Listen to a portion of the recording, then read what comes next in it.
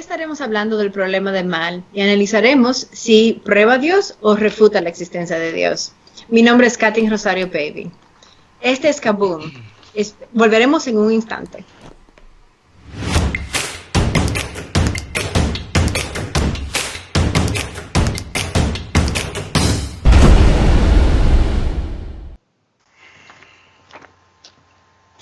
Mi invitado de hoy es Rodolfo Rosario y es un momento muy especial realmente porque Kathy Rosario, Rodolfo Rosario, somos hermanos. Él es director de capítulo de Fe Razonable y queríamos invitarlo hoy para que hablara acerca de su tema y también para preguntarle, cuéntanos un poco, ¿qué es Fe Razonable?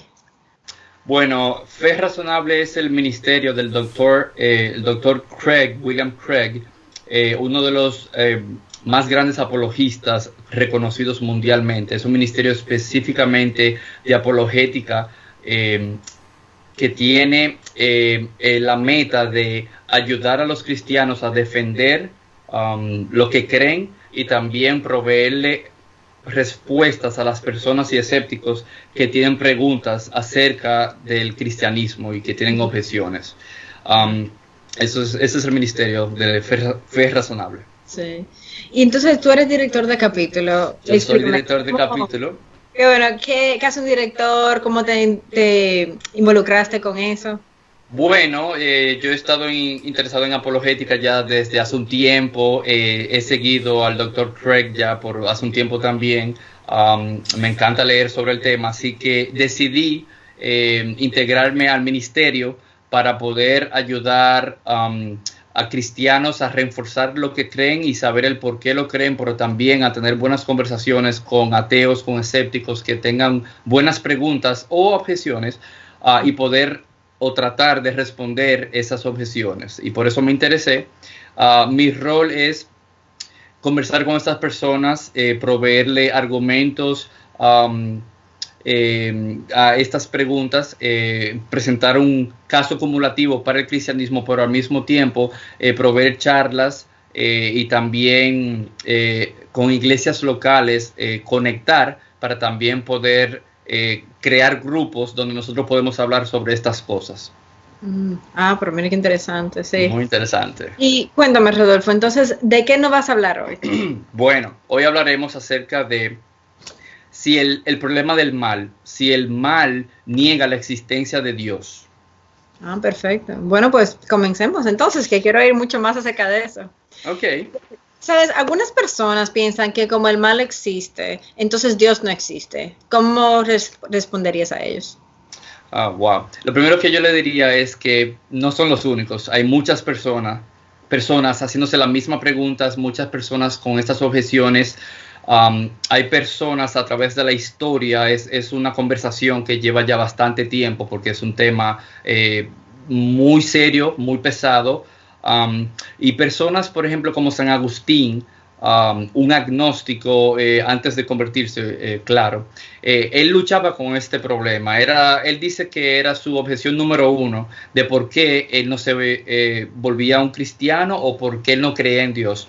Al mismo tiempo, C.S. Lewis, un profesor de Oxford, también escritor y autor, él era ateo y él dice que esta era también su objeción número uno de por qué él era ateo, de por qué él no creía de que había un Dios. Es un tema que realmente es muy emocional, tiene una carga emocional bastante profunda. Por lo tanto, yo le diría que, bueno, es bueno que uno luche con estas cosas, es bueno que uno las piense. Pero es una forma que yo he oído el problema planteado. Si Dios es completamente bueno, su deseo sería destruir el mal. Y si Dios es todopoderoso, Él pudiera entonces destruir el mal. ¿Qué pasa? El problema es ahora que el mal real existe. Por lo tanto, ellos dicen, un Dios completamente bueno y todopoderoso no existe. Y el problema mayor aquí es que si Dios no hubiera dicho que Él es bueno, entonces el problema fuera bien simple. Pero Dios dice que Él es bueno. También, si Él no fuera todopoderoso, entonces tampoco hubiera problema porque no puede hacer nada al respecto.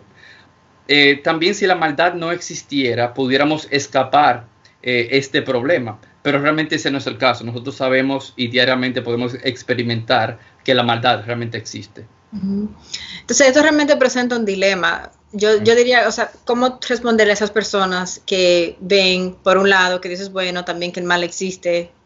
¿Qué tú le dirías? Bueno, yo comenzaría con la premisa número 2, que dice el mal real existe. Esto es una realidad que nosotros no podemos negar, pero para entender primero este punto, nosotros tenemos que entender exactamente a qué nos referimos cuando hablamos del mal. ¿Qué es exactamente el mal o qué no es el mal? Y lo primero es que el mal no es algo que tiene una existencia propia, no es una entidad en sí. El mal no tiene sustancia en sí mismo. Sino que más bien es una corrupción de aquello que ya existe. El mal es la ausencia o la privación de algo bueno. Por ejemplo, el deterioro de un diente solo puede existir mientras el diente exista. El deterioro o el óxido de un carro solamente puede existir mientras el metal exista. Por lo tanto, el mal existe, no como una sustancia, sino bien como la corrupción de algo bueno. Es una privación y no tiene esencia en sí mismo. Ahora, por el hecho de que no tenga esencia en sí mismo, no quiere decir que no es real. Puede que no sea una sustancia en sí, pero involucra esa privación de la que hablamos o escasez en sustancias buenas. Cuando lo bueno, por ejemplo, que debiera estar presente en algo, no lo está, a eso nosotros lo llamamos mal. Carros oxidados, cáncer de cerebro, la muerte de alguien, son ejemplos de cómo el mal es una corrupción de algo bueno. Ahora, este problema del mal, el mal real, no es solamente un problema para el cristiano, también los escépticos tienen que lidiar con este problema. Ambos, cristianos y escépticos, tienen que explicar el mal. Ellos tienen que encontrar una justificación y poder explicarla. Cuando los escépticos dicen que el mal real existe, ellos tienen que dar cuenta por estas cosas. Y en otras palabras, lo que quiero decir es, ellos tienen que justificar su posición y dar una explicación de lo que realmente es el mal. Pero resulta que en realidad ellos no pueden hacerlo. ¿Pero en qué sentido no lo pueden hacer? Bueno, ellos no pueden recurrir al individuo en busca de esa explicación, no pueden recurrir al individuo para dar cuenta del mal, porque las personas o individuos pueden estar muy equivocadas sobre lo que es el verdadero mal. Para darte un ejemplo, miremos a Charles Manson, que es uno de los asesinos en series más reconocidos en el mundo. Charles Manson era una persona que decía que el asesinar no estaba mal, no era malo. Por lo tanto, él asesinó a muchas personas y por lo tanto ahora mismo está en prisión sirviendo una cadena perpetua. ¿Me entiendes? Por lo tanto, los individuos no son suficientes. El buscar esa respuesta, esa explicación, esa justificación en los individuos no es suficiente. Aparte de eso, si lo hacemos así, lo que estamos haciendo es convirtiendo lo que es lo bueno o lo malo en algo relativo. Lo que pasa es que eso crea un problema ahora. Por ejemplo, Charles Manson puede decir que para él no está mal asesinar, pero entonces yo puedo decir, no, pero espérate, para mí sí está mal. Ahora tenemos un problema porque las dos cosas no pueden ser verdad. Por lo tanto, eso lo que crea es un caos. Por lo tanto, en el individuo no se puede buscar esa explicación. Los individuos no son suficientes. Claro, no, sí, ya te entiendo. Ahora, ¿qué tal de los naturalistas que dicen, por ejemplo, que la comprensión del mal es algo más colectivo de la sociedad? Bueno, yo diría que no, porque tampoco podemos recurrir a la sociedad para dar cuenta del mal, porque las sociedades también pueden estar muy equivocadas sobre lo que es el verdadero mal. La verdad no es necesariamente lo que la mayoría diga o piense. Para darte un ejemplo, en el gobierno de Hitler, en Alemania, las personas, la sociedad de Alemania realmente le dio un apoyo increíble con mucho entusiasmo a los nazis y al asesinato de los judíos. Por lo tanto, la sociedad tampoco es suficiente, ¿entiendes? Sí, sí, sí. Entonces, ¿qué de la ciencia? Porque yo he escuchado a algunos científicos ateos, populares, de hecho, que afirman que podemos dar una explicación científica del bien y del mal. ¿Qué tú le dirías a ellos?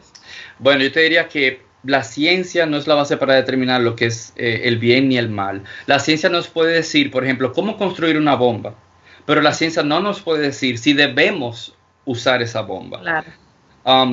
también, por otro lado, la evolución es otro lado de la ciencia. La evolución tampoco es la base, por ejemplo, para determinar lo que es el verdadero mal, porque la evolución trata sobre la supervivencia de la humanidad, pero no trata sobre el progreso moral.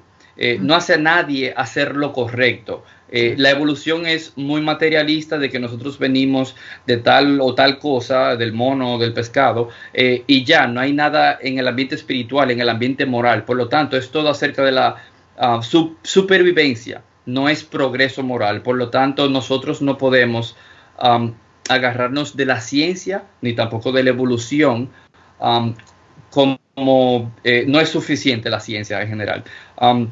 Como nosotros podemos ver, los escépticos tienen un problema más grande entonces que los cristianos. Ellos no pueden presentar un fundamento firme para determinar lo que es el verdadero mal, porque no pueden conseguir esa explicación o justificación en los individuos, no pueden tampoco conseguirlo en la colectividad o en la sociedad, no pueden tampoco conseguirlo en la ciencia, tampoco pueden conseguirlo en la evolución.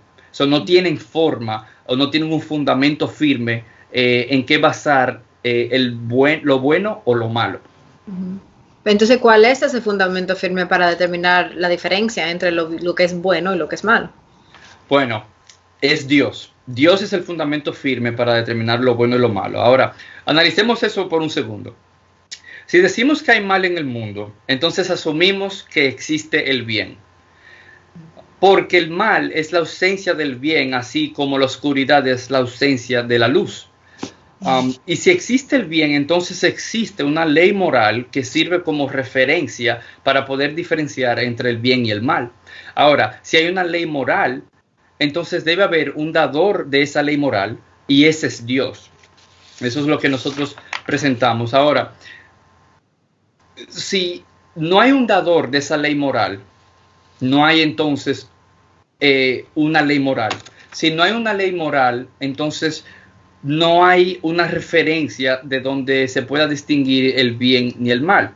Sí. Y luego lo hacemos de así, llegamos al punto donde entonces si no hay bien, tampoco hay mal. Y si no hay mal, entonces, pero sabemos que es incorrecto, porque cada día nosotros experimentamos el mal, cada día nosotros lo vivimos, cada día nosotros lo vemos. Por lo tanto, esto prueba de que Dios es el fundamento firme para determinar lo bueno y lo malo. Ahora, ¿qué es lo bueno? Lo bueno es aquello que refleja el carácter de Dios. Y lo malo, entonces, es aquello que se aparta de la naturaleza y de la voluntad de Dios. Así que en lugar de que el mal pruebe de que Dios no es real, sabemos lo que el mal es porque Dios existe. Él es nuestro fundamento firme, o lo que nos hace o ayuda a ver exactamente lo que es el bien y el mal y cómo poder distinguir entre los dos. No solamente eso, sino que el cristianismo es la única religión que acepta la realidad del mal y el sufrimiento y que da la causa y el propósito para ello. El cristianismo ofrece la respuesta más comprensiva al problema del sufrimiento y del mal al mismo tiempo. Entonces, si Dios es completamente bueno y todopoderoso, explícanos, ¿por qué Él no lo detiene el mal? Bueno, una pregunta muy buena. Y todo se basa en el libre albedrío. Dios creó al hombre con libre albedrío para que nosotros pudiéramos amarlo libremente, ya que Dios no quería robots, no quería automatons, sino criaturas que le amaran por decisión propia. Un mundo en el que no existe libre albedrío es un mundo donde no existe el amor, porque el amor no se puede forzar, y Dios no quería una relación forzada, porque de nuevo serían robots. Él lo que querían era que la criatura o los seres libres, los humanos, decidieran amarla para tener esa relación en armonía perfecta de amor. Ahora, en un mundo donde el humano tiene libre albedrío y tiene la opción de poder decidir y la libertad de amar, también es un mundo en el que lamentablemente el humano también tiene libertad para odiar y para cometer grandes actos de maldad. Claro. Sin libre albedrío nosotros nunca hubiéramos tenido la bendición de experimentar el amor, ya que el amor genuino y real no se forza, sino que es una decisión libre. Ahora, si Dios destruye el libre albedrío, el cual es la única forma de acabar con el mal, eso sería una maldad en sí mismo, porque privaría a los seres libres de su mayor bien, que es el amor. Nosotros a veces somos muy rápidos para culpar a Dios por muchas cosas que pasan, o en general a veces lo hacemos por todo. Pero tenemos que reconocer que nosotros no lo sabemos todo. Dios lo sabe todo, pero nosotros no lo sabemos todo. Por lo tanto, a veces enfermedades, por ejemplo, se desarrollan por el estado corruptible del cuerpo que se puede corromper con el tiempo. A veces también un huracán puede convertirse en una catástrofe solo porque la construcción no sigue los estándares de seguridad requeridos. A veces Dios permite estas cosas para acercarnos a Él por primera vez. Recientemente yo leí una historia de el pastor Tim Keller de Nueva York y leí que el primer domingo justo luego del acto terrorista en septiembre 11 en las Torres Gemelas, ese primer domingo 5,000 personas nuevas asistieron a la iglesia del pastor Tim Keller, lo que nos hace a nosotros preguntarnos, wow, ¿por qué?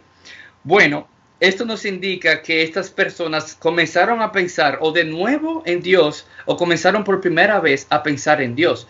Entonces, no entendemos exactamente el por qué Dios permitió esa cosa tan atrosa o tan horrible, pero sí sabemos que mira esas 5,000 personas que ese primer domingo estaban en la iglesia buscando de Dios, reconociendo que quiero entender esto, o por qué viene el mal, que de nuevo vamos a la situación donde si reconocen que esto es malo, entonces debe haber una referencia de que okay, hay algo que es bueno, y si es bueno, entonces una ley moral, y si hay una ley moral, entonces debe haber un dador. Esas personas no sé si reconocieron eso, pero yo sé que estaban ahí buscando de Dios. Entonces, otra cosa es que nosotros queremos que Dios detenga el mal.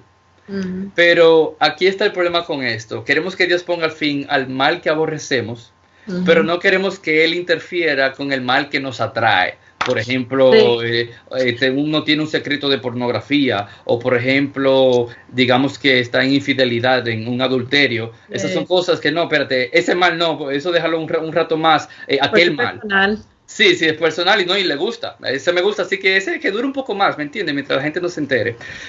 Así que, pero yo quiero que pensemos, si Dios interviniera e inmediatamente castigara toda la maldad, yo quiero que nosotros pensemos, ¿dónde quedarías tú?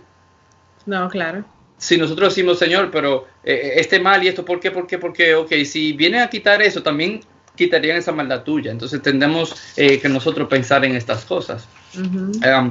Quizá esto nos ayude también. Si supiéramos todo lo que Dios conoce, entonces nosotros también permitiríamos lo que Dios conoce. Porque Dios es todo sabio. Conoce tiene todo conocimiento y conoce el pasado, el presente, el futuro, pero también conoce toda posibilidad de lo que pueda pasar. Sí. Por lo tanto, y encima de eso, como dije ya, Él es todo sabio. Nosotros no podemos presumir exactamente saber con detalle el por qué, la específica razón de por qué Él hizo esto o aquello. Pero sí podemos confiar en esa sabiduría de Él. Ay. Entonces, ¿por qué tú dirías que Dios permite ese mal? Bueno, hay muchas razones por las que nosotros podemos decir que Dios puede permitir algunas cosas, aunque nosotros, cada caso específico, no sabemos exactamente con detalles. Pero lo primero que todo es que Dios tiene un propósito para todo. Aún nosotros no lo sepamos, aún tampoco lo entendamos, pero Dios tiene un propósito para todo. A veces Dios permite sufrimiento para romper nuestro orgullo. A veces Dios permite sufrimiento para profundizar nuestro deseo por Él.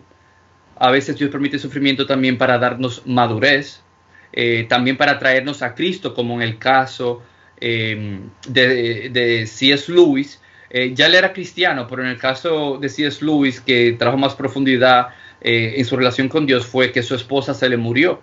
Y él luchó mucho con eso, incluso escribió un libro. Luchó mucho con eso, con ese tema específico de por qué este sufrimiento y por qué te llevaste a mi esposa, si yo te sirvo, si tú eres un Dios bueno, etcétera, etcétera. Así que Dios también puede utilizarlo para eso, para madurez, para profundizarnos en Él, también puede ser para traernos a Cristo. También puede ser para enseñarnos a nosotros confianza en Él, entre otras razones. Ahora, nosotros lo que podemos saber es algo, con certeza. Este no es el mejor de todos los mundos posibles. Idealmente hablando, no es el mejor. Pero puede que sea el camino al mejor de todos los mundos posibles. La Biblia es clara en que el pecado y el sufrimiento son parte de nuestra experiencia humana en el ahora, pero no tiene que ser así para siempre, básicamente. Al final, todos tenemos que tomar una decisión si nosotros vamos a confiar en Dios o no, sabiendo que no tenemos todas las respuestas, ni tampoco que Dios nos promete tener ni darnos todas las respuestas.